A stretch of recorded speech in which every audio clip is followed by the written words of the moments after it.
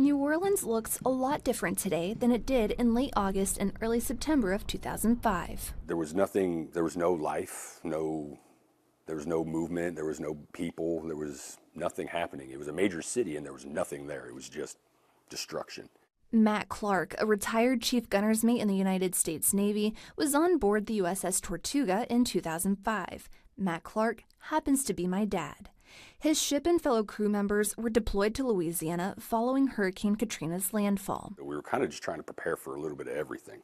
My dad and the rest of his team were tasked with helping the Coast Guard the first morning they were there. Once they finished up, they went back up the Mississippi River to start helping those who stayed behind. So the first people we found, they just wanted to leave. They'd been there long enough. We're talking, I think, 4 or 5 days now after the storm, so they'd had enough. And we just started walking the neighborhood, we started walking the Ninth Ward, and then we just ran into people.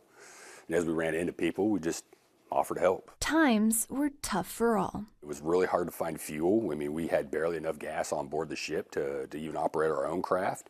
There was no power anywhere. The roads were all blocked. I mean, it was a really difficult area to get any kind of assistance into. I had the chance to talk with Colin Arnold, the director of the Office of Homeland Security and Emergency Preparedness for the city of New Orleans. He says they have recovered, but it's important they don't become complacent. We have to continue to make sure to hold accountable those that inspect, that provide preventative maintenance, those that do things that protect the infrastructure in the city, and to make sure that we have good communications with them and that we understand what's going on. Over the last 2 decades, they've been able to make improvements. A critical one, a new power station that came online just last month. This will help power the city's pumps, which has always been an issue. And it's a massive pumping system, 30 pump stations.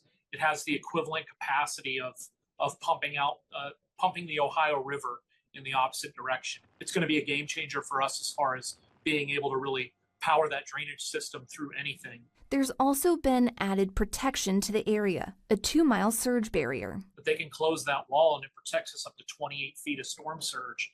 And improvements to the levee system. All these changes and improvements, so hopefully the area will never have to experience that level of devastation again.